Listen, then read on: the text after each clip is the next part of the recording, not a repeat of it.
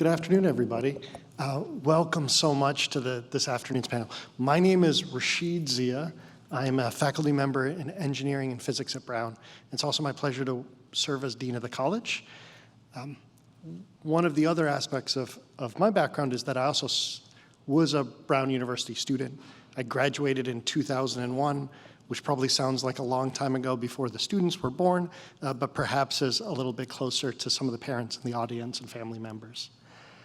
I have to tell you that Family Weekend, like orientation and commencement and mid-year completion, are some of the most joyous times for me as an alum, a faculty member, and a staff member, because it is wonderful to get a chance to share how special a place Brown is with you who have entrusted your students to come study with us. I'll share, like, walking across the green today, I'm looking at my colleagues on the panel.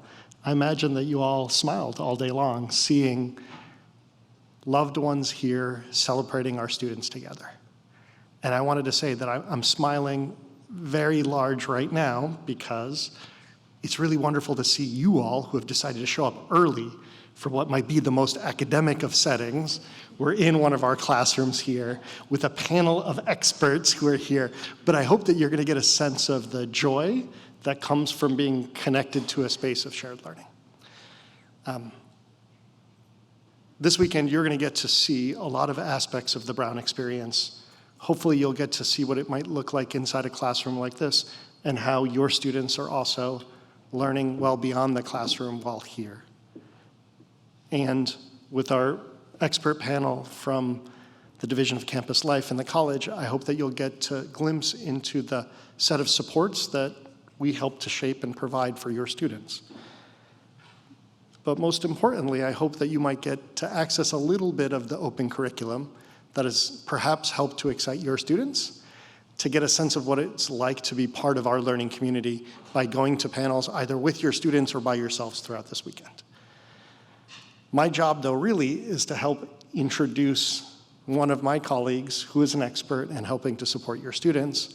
That is Corin Backegard, who is our Associate Vice President of Campus Life and our Dean of Students. So with that, I'd like to welcome Corin up to the stage.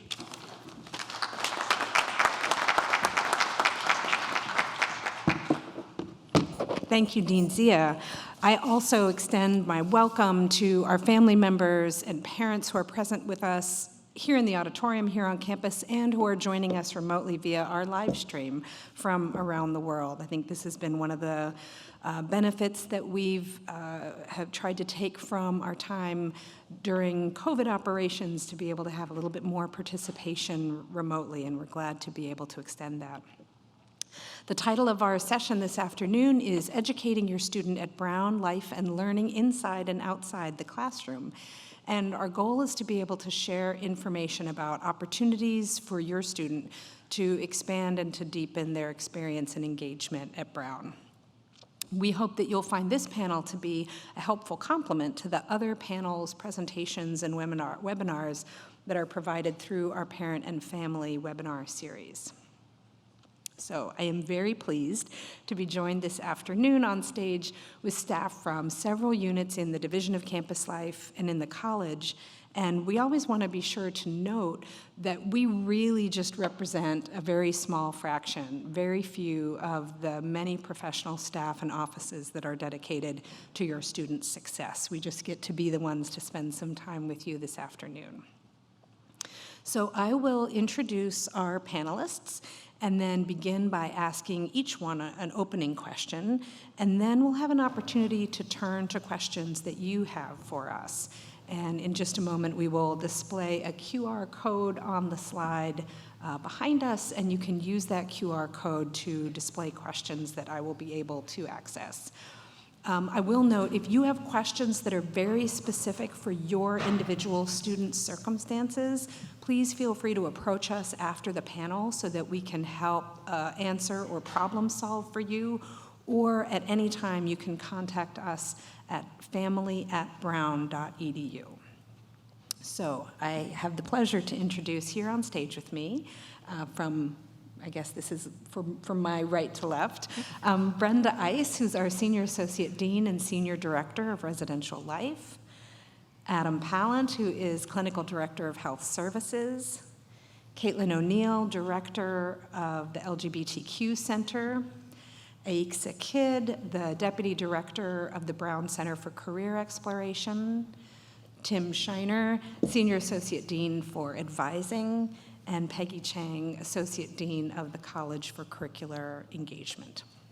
So I will begin in reverse order. So Peggy, the first question is for you. As the director of the Curricular Resource Center for Peer Advising, you do a lot of work to help students navigate the open curriculum. Can you talk about how families can support their students as they navigate the many options that are available to them in the open curriculum? Sure. And before I answer that question, if I could just have a show of hands, who is here, the family member of a first-year student? Okay, sophomore student, junior, or senior? Okay, great. So the senior parents, maybe you should come up here and answer that question. But in all seriousness, so most of you are family members of a first-year student. And I will say that I'm guessing that your child wanted to come to Brown because of the open curriculum, because of the student body, because there are 500 clubs here, and the sheer number of choices before them.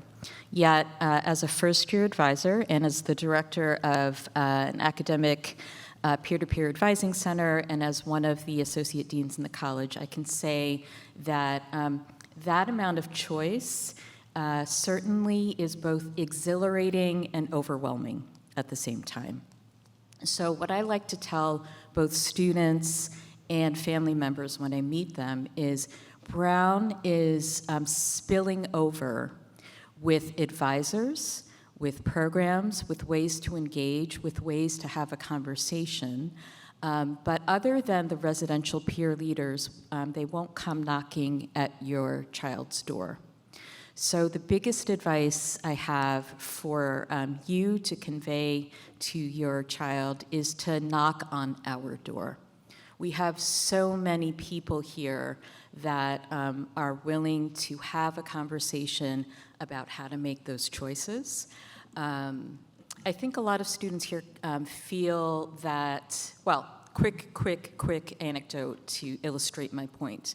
I had an advisee one year who was from Long Beach, California. He was a first-generation college student, and he was the first student from his high school to come to Brown. And he came to Brown because an admission officer from Brown spoke at his high school. And he said, Peggy, students usually call me Peggy, not Dean Chang. Peggy, I drank the Kool-Aid. They told me that I could come to Brown and explore, to not exactly know what I wanted to do. But lo and behold, in my hallway, everyone seemed to be pre-med, pre-law, pre-tech, or pre-business. And I was the only one who didn't know. But I just want to emphasize that even the students who seem to know don't necessarily know, because you can't pre-know, right? You have to experience Brown. You have to experience all that there is to offer here. So the first year really is about exploration. We recently changed the name of our first-year sophomore advisors to exploration advisors to emphasize that point. So my biggest piece of advice is come knocking on our door, have a conversation. Thank you. Tim, maybe you could tell us a little bit more about the advising support that exists for students, again, as they're exploring and making those decisions throughout their academic journey. Yeah, absolutely. Thank you, Corin. So I'm going to echo probably a few things that Peggy shared. So every first-year student has 2 pre-assigned advisors. They have, as Peggy mentioned, an exploratory advisor who is a faculty member or an administrator who's had some training and expressed some interest in working with a group of students. Most of those advising groups are 5 or 6 students, so they have a relatively small number of students to work with. And they also have what's called a Meiklejohn peer advisor. That's another student who's a sophomore, junior, or senior who has been through a half-credit course that we have for the most part. It's a newer thing than the past couple of years, to receive some more robust and in-depth training around the resources here at Brown and to provide that student perspective. As some of you may know, the open curriculum was sort of born over 50 years ago out of partnership between faculty and students. And the advising relationship today between the Meiklejohn peer advisor, the exploratory advisor, and your students is intended to reflect that. But none of those advisors are intended to be an expert in all things, and they are intended to be a sounding board for students to help ask open-ended questions, to point them in the right direction when they might encounter a stumbling block or a challenge, to help get them connected to the right set of resources, and to build what we like to think of as an advising network that might include additional peers and staff and faculty represented from all over campus, depending on the students' unique interests and needs and identities and the things that they want to be engaged with. So it's really that sort of starting point and that focal point. As a student progresses through their time at Brown, usually in the 4th semester, they will declare a concentration, which is Brown's word for a major. And at that time, they'll be assigned a concentration advisor who will be a faculty member in the discipline that they're focusing in for the rest of their time at Brown. I want to echo what Peggy mentioned about that exploration, though, and I think a lot of students, and I think we're seeing this perhaps more now than in recent years, are feeling like they really need to know what they're doing when they arrive. And I was telling a group of colleagues the other day something that I've learned from other deans, which is essentially that if a student takes 4 courses every semester, which is a full-time course load at Brown, for 8 semesters, they have 32 courses that they're going to take during their time at Brown. There's some variations on that for a variety of reasons, but that's sort of the baseline. The concentration that has the most requirements at Brown is engineering. It's 21 or 22. So if you just do the math there, there's still 1 course every semester, at least, that a student can explore and do something different and try different things. And many students do shift or add or see interdisciplinarity throughout their exploration that leads them to focal areas later on. So I think as family members, to help them have that perspective and know that they do have some time and space to explore, in addition to, even if they're wanting to keep the door open to a rigorous pathway like engineering or medicine or pre-law, they still have the space to do that, and this is a rare opportunity for them to take advantage of that. So being that sounding board, encouraging them to chat with us about those pathways and to take those chances, I think is really the core and what our advising network is here to help them to do. Thank you. Aixa, can you tell us a little bit more about when you think students should begin to engage with the Center for Career Exploration? Excellent. We always like to say early and often. But what I mean by early is that we want students throughout their time here at Brown to know what resources are available for them to explore outside the classroom. You hear a lot about the open curriculum and about the exploration. We've just renamed our career center to the Center for Career Exploration because we want that exploration to be part of this whole process during their time here at Brown. And early, we want the first-year students to know what's available to them. We have programs in the center that explain what they need to be thinking about now, which is really about their classes and navigating their time here at Brown, and maybe what skills they want to develop during campus employment. So in that first year, we have a first-year program that our counselors deliver to talk about the resources and what they need to be thinking about. But in your sophomore year, you may be thinking more about research opportunities and internships. So you'll come back to meet with a peer career advisor to search for internships and research opportunities, or perhaps you want to find an alumni or a parent to connect with to talk about career paths and opportunities. And then in your junior year, maybe you want to think about a second internship or another UTRA opportunity with a faculty member, a research opportunity with a faculty member, and then of course that senior year looking for that job. So we're here throughout that time for whatever their needs are. So we're excited to have them come anytime. They're welcome at the center. Thank you. Caitlin, can you tell us how students engage with the identity centers on campus, and if there are leadership opportunities available within the centers as students progress through their Brown journey? Absolutely. Hi. So I'm Caitlin. I'm a member of what we call the Campus Life Engagement Team. That essentially is what we call our 6 group of student identity centers. We have the LGBTQ Center, of which I'm the director, but we also have the Brown Center for Students of Color. We have the Sarah Doyle Center for Women and Gender. We have the Office of Military Affiliated Students, and the Global Brown Center for International Students, and also the UFly Center, which is our center for undocumented first-gen and low-income students. And so really there are a lot of things that we do to support students on campus. We have a number of student staff members that work for us that are getting really important job training, really, all of the time. And it's one of the ways that we help to cultivate student leaders on campus. So people who are, students who are working on events, who are saying, you know, there's something I want to bring to the campus community. How can I do that? And can you help me figure out how to navigate resources at Brown and also in the Providence community to bring something to fellow students that I think is really important or that I'm really passionate about? So we do a lot of development work around that.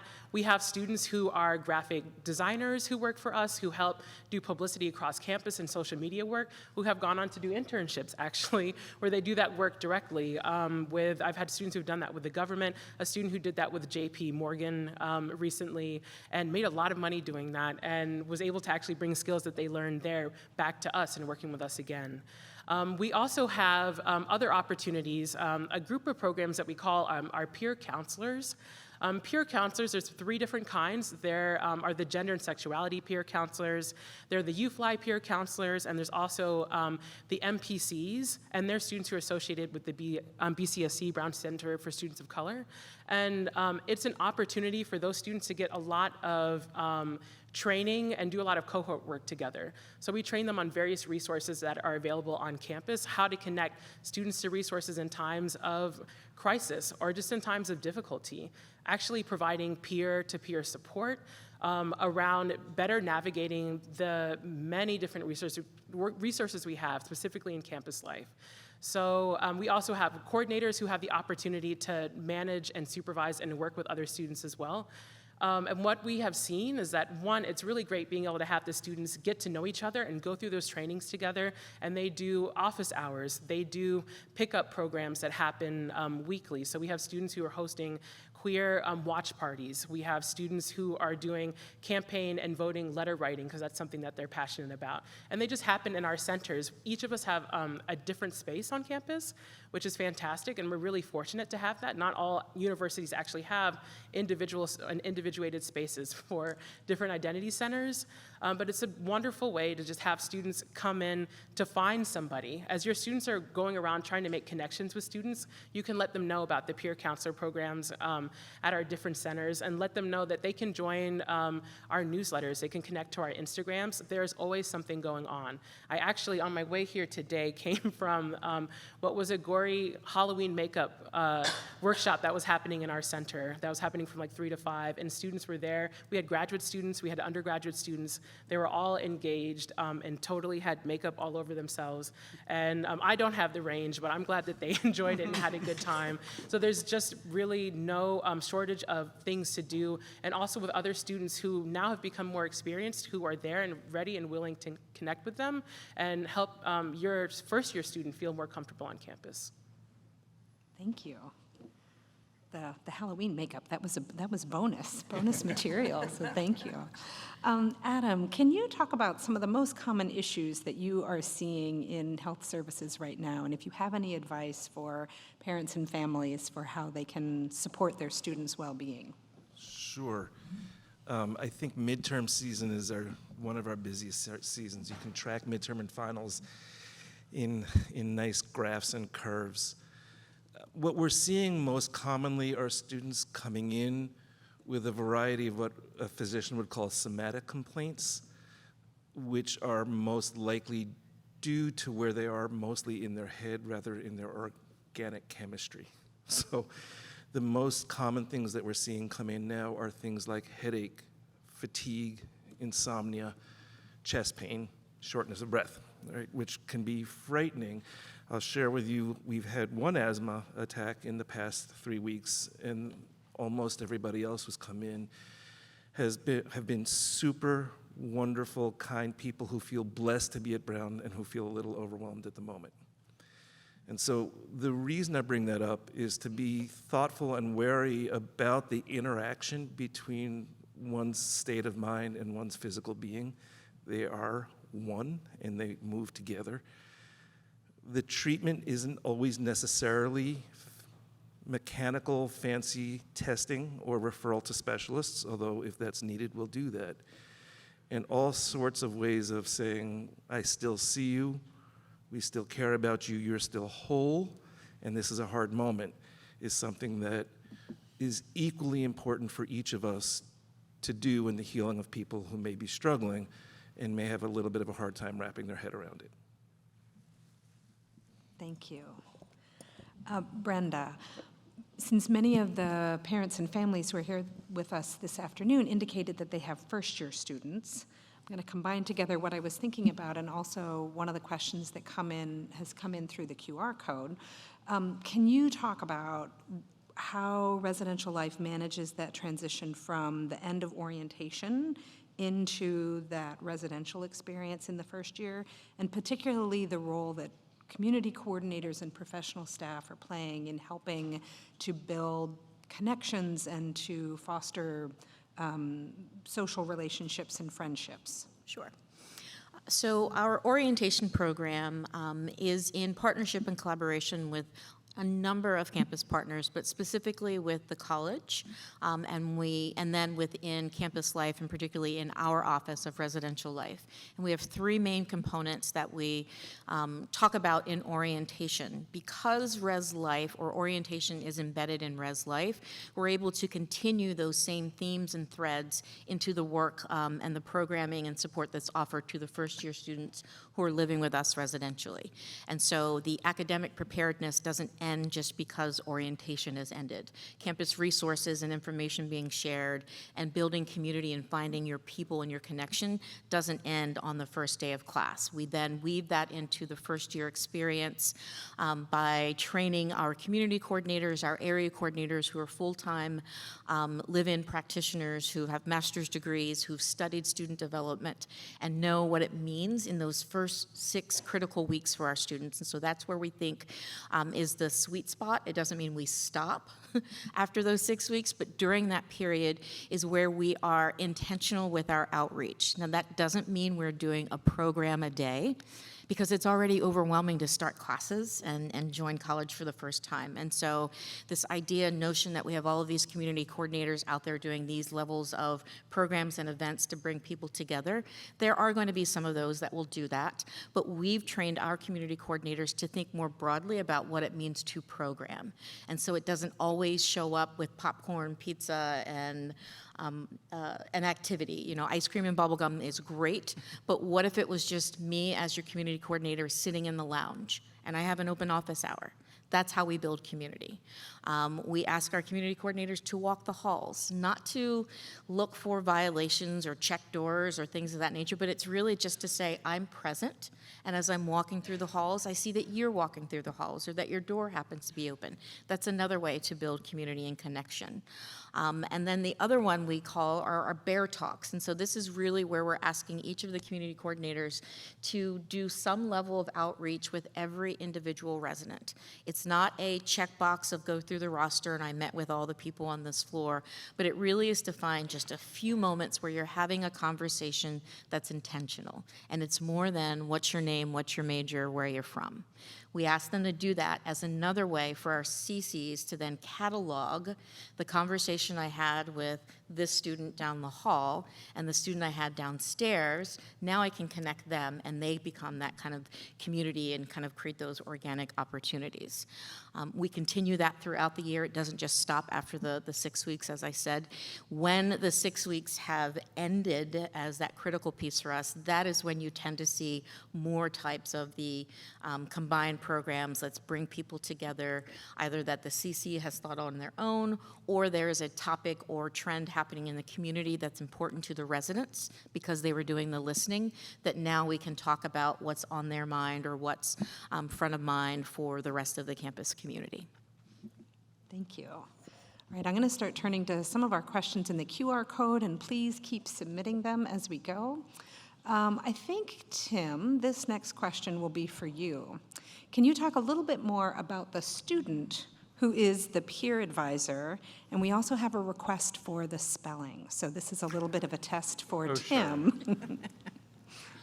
Yes, so the Meiklejohn Peer Advisor, it is M-E-I-K, this is the part I might get wrong, L-E-J-O-H-N.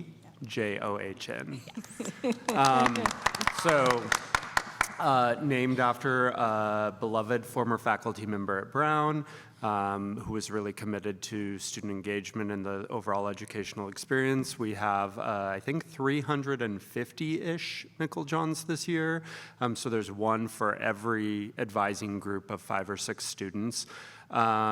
And essentially, so first-year students meet with their advisor during orientation a few days before classes begin. There's typically a joint meeting that includes the whole advising group, the advisor and the Meiklejohn. They sort of talk broadly about what the open curriculum is, how to register for classes, how to think broadly about making a balanced schedule, both in terms of subject matter, pedagogical approach of the course. So is it a lecture course? Is it a seminar course? Is it a, sort of more problem set based course? So trying to seek balance in all of those ways and just to get to know the students a little bit.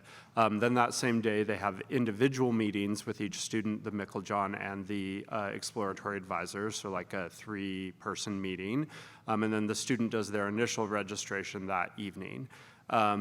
Throughout the next couple weeks, our shopping period, as students sort of explore different classes and maybe add or drop and settle on their final schedule, the Meiklejohn is regularly checking in with them, as is the exploratory advisor, to see how they're doing, to see what classes they're enjoying, what maybe isn't fitting, to help connect them to resources. The student may say, I'm not sure what the right math class is. Should I take, math 50, math 70, or math 90, which are all sort of different paces and different preparation levels of an entry sort of math sequence.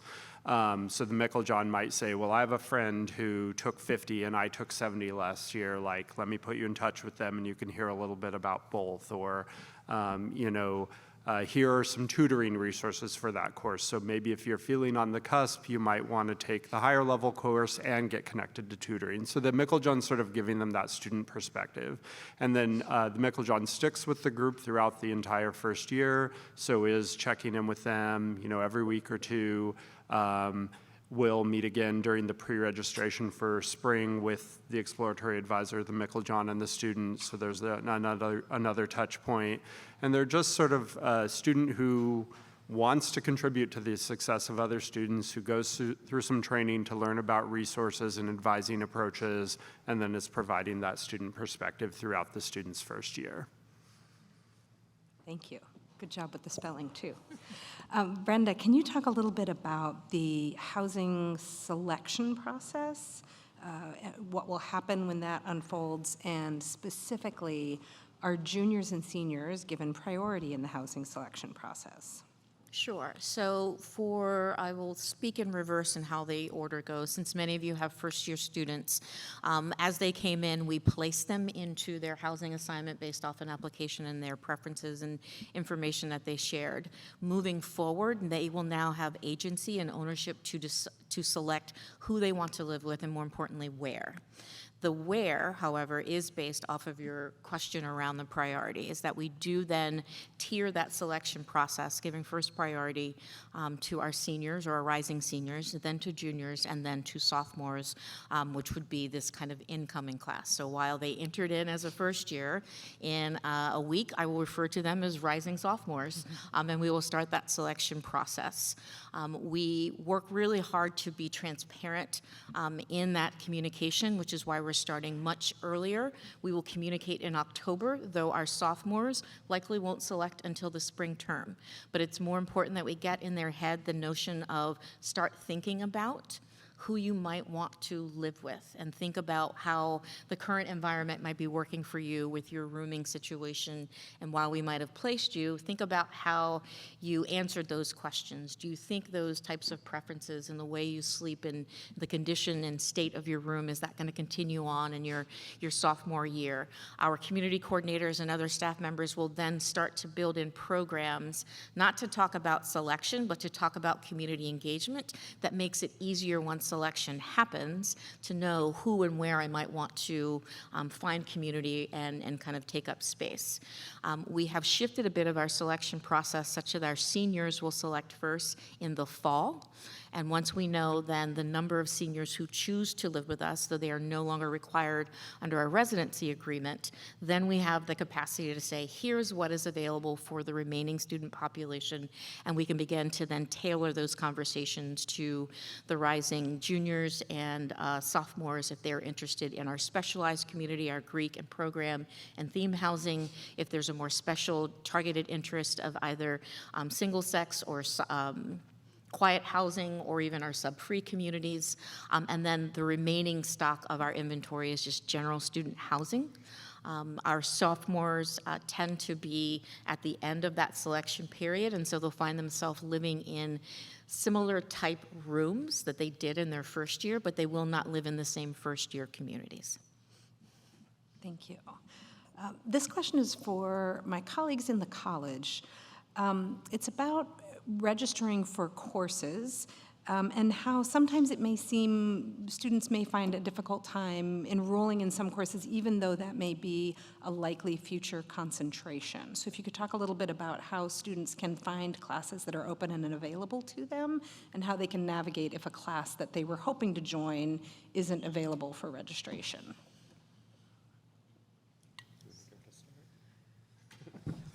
Sure. Building off of what Tim was talking about earlier about the role of the Meiklejohn, I'll just paint a picture a little bit about what happened in my first advising meeting with I had 2 Meiklejohns and our advisees. So, and I just followed up with one of them, Ben. As a dean, I'm responsible for knowing a little bit about everything. So I have a sense of also where to find the information. Yet my background is a little bit more confidently in the humanities and social sciences. So my 2 Meiklejohns, one is a biochemistry concentrator, the other is a applied math computer science concentrator. So they were really good at helping students, say, figure out which math class was going to be better for them. And they don't have access to the test scores that the students came in with, but I could kind of chime in based on their kind of preparation coming into college. So that's a little bit about sort of placement, and that, has that applies to math, that applies to languages. Also, the professors are very good about helping students find the right calculus or language class. There is sort of a calculus czar at Brown, Professor Katz, and so I routinely refer students to Professor Katz if they're not quite sure they're choosing between, say, Math 180 and Math 190. But inevitably, not every class will a student get into. For example, the pre-registration for the rest of the college undergraduate body happened in the spring. And so by the time the transfer students and the new first-year students did pre-registration, it was very likely that a lot of those classes they maybe were interested in were filled. But here's the interesting thing is lots of students here pre-register for limited enrollment classes and then decide during the shopping period they don't want to take that class anymore. So I always tell students you should go to the first class. The Meiklejohns always tell the students you should email the professor to ask what kind of wait list they're keeping, because it's very common, actually, for spots to open up.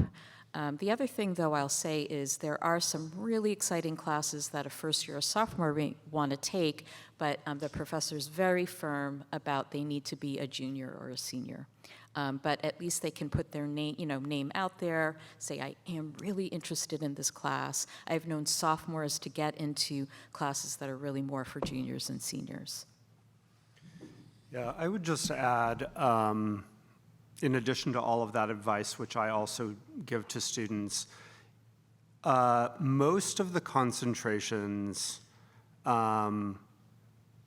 maybe most is not accurate. Many of the concentrations don't necessarily have like an entrance course that students must take before taking other courses. So, if a student is interested in history or English or, a whole variety of subjects, they can take a course in the subject. Maybe there's one they really, really want to take and it's a 20-person seminar and they don't get into it their first semester.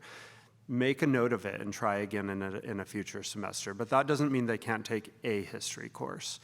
For the subject matters for which there are real firm entry sequences, so computer science, economics, physics, math, those entry courses tend to be quite large. And I don't hear almost ever of a student not able to get into those entry courses.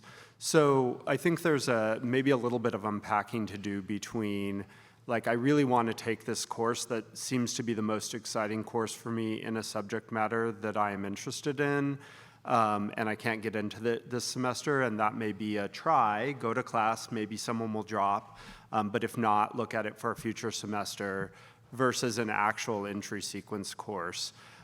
What does happen sometimes is a student has to make a tough choice. They may really not be sure and really want to keep the door open for both computer science and engineering, and maybe there's a course in each of those subject matters that's at the same time, and they have to choose between those two courses because they can't be in two places at once. Even in that case, I would connect them with faculty members in both of those departments to think about, if I make this choice, what doors does that leave open for me down the line? And making my choice based on that to keep the most options open for later on based on, my potential interests further on. Thank you. Ike, so this question is for you.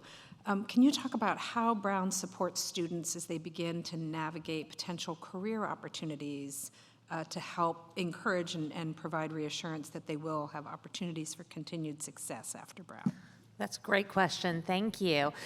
So all of us at the Center for Career Exploration are also advisors as well. So I was going to jump in on that, but I'm happy I didn't. So you should know that we start from the moment the students come in the door when we talk about that open curriculum, how that search for internships and research opportunities, how the pathway is an exploration process, much like the open curriculum, right?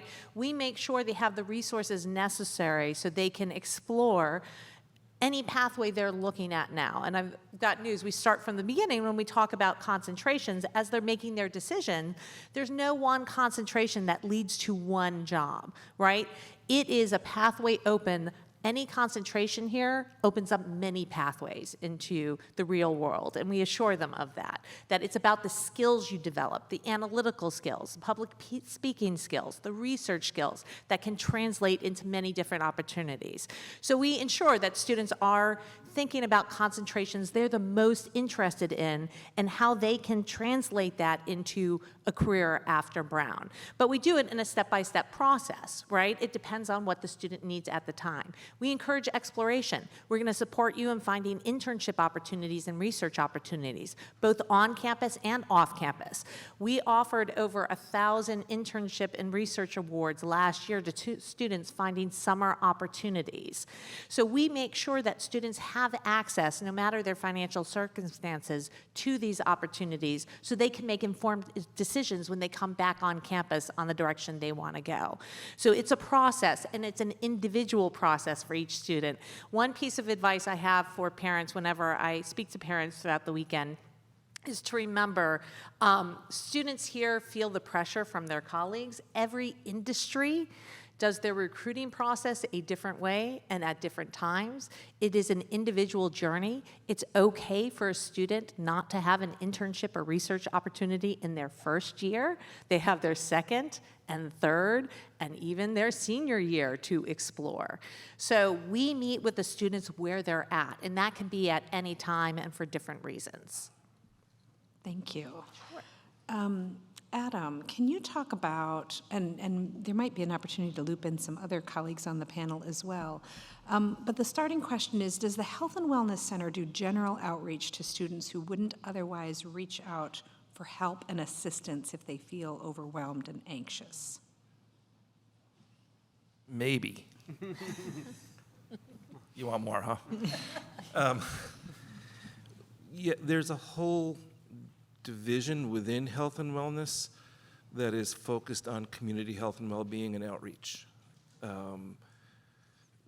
They have a whole variety of workshops, peer educators, touch points where they're trying to share both up-to-date medical and health information and open doors to thinking about how you can interface with health and wellness for your well-being.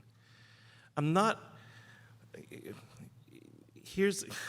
to tell you the truth, and even though I'm going to tell you the truth, I'm not going back on it, whatever you ask. But there was a brief period of time where I opened up appointments to allow students to make appointments online, which is always their preference. It's the most frequent feedback that I get. And we suddenly got a lot of students in who find it hard to talk on the phone, which I found a little surprising because I'm a nice guy, talk to me. But they found it challenging. And it did bring in students that might otherwise have been quite shy or uncomfortable to do so, and I still want to do that.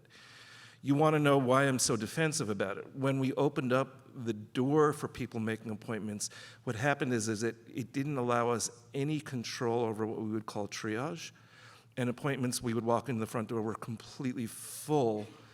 I couldn't see the patients that I need and got to know as their primary care physician over time because I was booked solid the moment I walked in. Some students we can actually talk to by phone or by telehealth in the video and do it more briefly. So I share with you that I would want the message to go out that our door is open and that it's a really good visit with any one of us when both the student and myself feel a little bit better that we met each other. I don't have to diagnose cancer to make it a really good visit. And you didn't waste my time if you don't have a major infection when you leave the door. And sometimes my best interactions are students that I spend weeks with, just reminding one another that I want you to measure your value as a human, not your grade in organic chemistry as the sole core of how you value yourself. But I'm eager and open to ideas on how we might get the message out to students who may otherwise feel like a doctor is only supposed to be for when you have green snot. We do a lot more than that. I'm also going to chime in, and here I'm going to open it to other panelists, because I would imagine that everybody on this stage, even though we do not work in the health and wellness division of the university, that we all believe that student health and well-being is core to the work that we do. One of our primary objectives is to support their health and well-being. So I wonder if others on the panel could talk about, from your vantage point, how you might notice or observe or learn about students who may be feeling anxious or struggling, and what you do when you make those observations? I can start. One of our core principles in residential life is about health and well-being. That many of you, if you've already done the tours or aware of our campus environment, Stern Lake Commons is situated such that all of the health and wellness division and administrative operations sits, and on the other side is the residential component of wellness. One of the things that we were committed to when that residential hall was established is that that's not the only place to be well. And so by having health and well-being embedded in the principle and foundation of what we do in residential life, our partners, particularly in Be Well Health Promotions, recognize that and bring the programs and events that are stationary in Stern Lake into the rest of the campus community. And so that outreach and communication that's happening transcends into that first year area. Stern Lake Commons is an upper division unit, and so first years don't go into that space unless they're on the administrative side or have peers or connections living in the residential side. So this is one way that we're partnering with them to say, bring your knowledge, bring your wellness ambassadors from Stern Lake into some of our residential spaces so that we too can embody what it means to be well, and to recognize that well can be defined in any way that a student chooses to define, without us always referring to that kind of wellness wheel, pick one, where do you fit in? It could be all or none, or a combination of that. I'm happy to talk to that as well. One of the things that's great about our peer counselor program is that it actually allows our peer counselor students to link with folks who are in health and wellness and with other students and peer advisors that work in Be Well and places like that to bring programs into the centers. So maybe sometimes students are more comfortable being in our center spaces and they're like, I don't know that I really understand what CAPS is, or some students are like, I've never been to a therapist before, what is that like? And so sometimes we'll have programs where we bring folks from health and wellness to our centers. I'm actually a co-facilitator for 2 CAP support groups that run. One runs in the Sarah Doyle Center for Women and Gender, and that's for our trans and gender diverse students. We meet every Thursday at 12 p.m. And sometimes when they're lucky, there's like lunch and other things that are kind of provided around. They love days when that happens. And that's an opportunity to speak with myself and a CAPS psychotherapist. His name is Jaden Tai, who is excellent and has been running the group for about, I think 6 years now, or 4 to 6 years. And students love the group. It's a great way for them. Maybe they're not ready to go to CAPS, or maybe they do go to CAPS, but they'd also like to connect with other students and find support that way to do that. And then additionally, at the LGBTQ Center, we run a support group for queer and trans students of color that meets bi-weekly Tuesdays at 5. We just met this Tuesday, and I do that with another psychotherapist at CAPS, whose name is Corey Martin Fitzgerald, who's also, I think, the outreach coordinator for CAPS, which there's a whole part of his position that is designated and focused on finding ways to be at different events that we do. So this summer we had an ice cream social for students who were working on campus, doing research, and also for graduate students. And there was a table set up where CAPS could be there and just talk about the services that they offer during the summer, and also what it's like to come and get care during the year as well. And students spent a lot of time talking to the counselors that were present and really warming up to the idea of how do I get to health and wellness if it's not something I've done already, or how do I find out about other resources that I can get connected to. And then we just have students who are interested in health and wellness regardless of whether or not they're connected to Be Well, regardless of whether or not they have other kinds of positions, who come to us all the time and say, we'd like to bring sometimes providers that are already in at Brown, or sometimes out in the community. So we've had a doctor from Thunder Mist Health Center come and talk about what it's like to do and prescribe hormone replacement therapy, and what it's like to work with trans patients, for students who are who are pre-med, students who are in medical school, or some of our public health students. And that was a great opportunity for them to meet somebody in the community, find out about resources outside of Brown, and to also think about ways that they might want to move that way in the future in terms of their career, and other ways of like just being linked into public health in Rhode Island. So there are lots of opportunities to think more deeply about health and wellness, whether it's there or they're coming to us, or students are just bringing their own ideas. We just try to open up, I think, a lot of pathways for that. I just want to add, I think what you're hearing is something that I feel like is very embedded in the Brown culture, which is that it's this very multi-pronged approach. So you have peer advisors in the residence halls, you have peer advisors in the identity centers, you have academic peer advisors, you have professional advisors, you have faculty, you have touch points that students have in all sorts of places. And all of us are saying, you're a whole human being, and we want you to take care of yourself. And if I notice that you're anxious or you're struggling or you're depressed or you're not sure this is the place for you, like people are saying, tell me about that. Like, let's sit down and have a conversation about that. Like, here's some ideas for how you might connect better. Have you tried going to the counseling center? Have you tried looking at some of the groups that are available on campus? There's that approach, and then there's also the filtering of information. So just today, I had an email from a faculty member who said, this student hasn't shown up for the past 3 classes. I don't know if it's nothing or if there's something going on. Can someone check in with them? So I wrote to the student and I said, your faculty member expressed some concern about you. I'm here, would you like to come in and talk? Can you at least let me know you're okay? How are the rest of your classes going? And that happens daily with all of us. So it's that sort of network, that safety net, where there is both the outreach piece, there are all these things for you to take advantage of if you take the initiative to do them, but there's also people just watching and noticing and talking to students and inviting them in. So I think it's sort of very well-rounded in that way. I think that there are many, many open doors, and that we share a lot in trying to know how we can hold up support and be a safety net for students. I hope that students will have the courage and wisdom to step through the door. I'm going to add in a question here as well, I think that's on this theme, which is about how the university is supporting students struggling with current events, and specifically what's happening in the Middle East.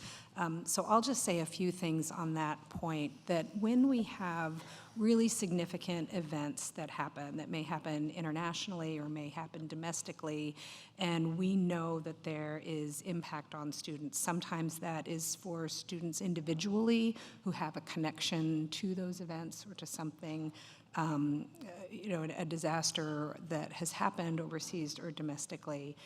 Or when we know that there is community impact. We mobilize a lot of these networks and resources, and often, borrowing your language, Tim, of a multi-prong approach, that can look like individual outreach from centers, from student support services, from chaplains in religious life. So students who we know have had direct, immediate impact get that kind of outreach, saying, what do you need? How can we help? How can we connect you to resources?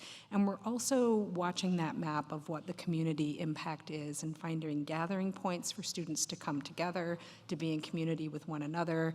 We have, when these types of events occur, often we mobilize someone from CAPS, someone from Student Support Services, someone from the chaplain's office, and we go to where students might be. We work actively with our partners who are in athletics.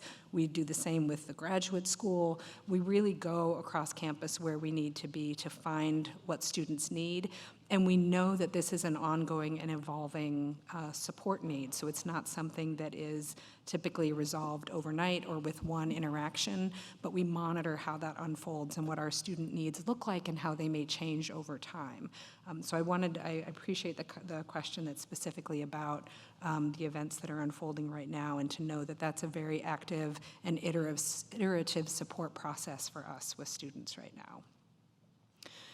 There's also questions here that have a few themes together, so I'm going to see if I can try to knit them together. But I think there's a question here about if my student is attempting to reach their advisor and they're not hearing back, or if my student is trying to reach out to their faculty member and they're not hearing back, or it feels as though they're being referred to a TA. So if my student is feeling like they're not getting the responsiveness that they were hoping for, how can we help them make that connection, or how can we help supplement for that interaction? Yeah, I actually got a call from a parent today who was pretty much saying that exact thing about their daughter's first-year advisor. And the first thing I'll say is sometimes I get a lot of email. Sometimes I am very behind on my email. And I know, for example, the 3 students that I haven't yet gotten back to. I'm the independent concentrations advisor, and they submitted their thesis proposal, and they're still waiting to hear from me. That's sometimes how it feels here. And so what I always say to students is an email can get lost. Try and find their open hours. Try and actually go to their open hours because you'll actually see them and have a conversation. But if it is truly an issue of they're not being responsive, the student has tried open hours, they've tried to email, they've tried the course TA, and it's just really hard to even catch them after class. Sometimes the academic advising deans, we have open hours every day of the week, Monday through Friday, from about 10 to 4. I have sometimes helped a student either coach them in what to do next, or I will write an email and copy the student, say, Professor so-and-so, this student is waiting to hear back from you about X. So there are ways to get there, but I will say that I am guilty of that too, because it's a big campus. Some of us have very large teaching loads or advising loads, but an actual face-to-face conversation, rather than a back and forth over email, is often much appreciated. Yeah, I just want to double down on the advising hours. So as Peggy mentioned, we have advising hours Monday through Friday, about 10 to 4. Every day they come in both like a short pre-scheduled appointment and also drop-in hours. So the college deans sort of spread those out. And that is a really great way to get an answer or some advice or some navigation. So the college's website, which is just college.brown.edu, has a link to that. We're sort of like, in addition to being advisors, we're also, I think, a safety net to students who are maybe having trouble connecting with their advisor and can help them to navigate that for sure. All right, there's 2 questions here that I think really touch on mental health care. So Adam, I know that CAPS is not your area, but I'm going to ask you to speak on CAPS's behalf. So one question is about, I have heard that it's difficult to get in an appointment at CAPS. So can you talk about what the reality is for appointments at CAPS? And then the other question is about how families can encourage students to take that first step to get in the door and to seek help for mental health issues like stress and anxiety. Sure. It might have been said, I'm not sure, but I'll repeat it. We're using the word CAPS, and I just want to reiterate that CAPS means Counseling and Psychological Services. So how many times have I Googled Brown CAPS, and I've gotten all these images of a hat to put on my head? For us, it's Counseling and Psychological Services. That mental health and well-being on campuses around the country is in crisis is not new news. On average, in Ivy Leagues, roughly half of students are trying to get in the door of their university CAPS organizations. We're a campus of 10,000, and roughly 5,000 people have knocked on the door in a year. So there are limits to what our program can do. What I think one should think about is a few different levels of what a student might need or look for. In general, within a week, you should be able to have a step in the door and meet with a therapist with a "how you doing, what's up" kind of conversation. That won't necessarily be someone who is the individual who will follow you closely throughout your time here. It's a person who will help try to understand what the issue may be and what the best steps may be.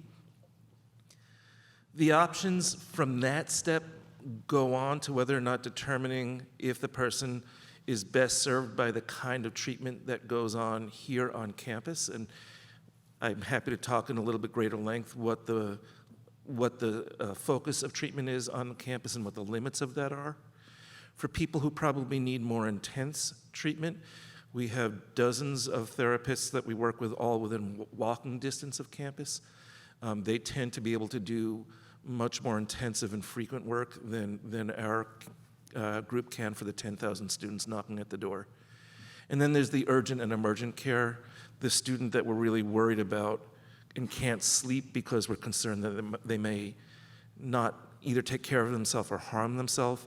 And that person, whatever door a parent or a professor or a roommate or housing can find, you knock on the door, and we do our best to try to bring that person in. I might also say, if you know, I suspect you've heard from me that I'm a allopathic Western-raised physician. I do prescribe medications, but I have a very psychosocial approach. You probably could sniff that out based on what I've said so far. And the reason I bring that up is that you might also encourage a student to step into, see a clinician or a physician on the non-psychologic side. It may feel a little less intimidating.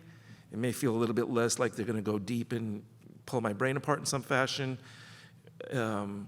Maybe a little bit more to what they're accustomed to in seeing their own pediatrician or physician from back home. And part of what we do is I mentioned that we're an open door. We can help do our best to try to say, you're talking to me, we've asked some tough questions here, and maybe we've opened some doors and felt a little bit lighter. What about you doing that with somebody who does that all the time? And we can help step them through to the next level of care when the student is open to it. So in general, I would say if you have a scenario where a student has an issue with anxiety, depression, social concerns, it would be very reasonable and appropriate to encourage them to have a CAPS meeting. If it's absolutely urgent, they will be seen the same day, but if it's something that's distressing but not life-threatening, it could take up to a week.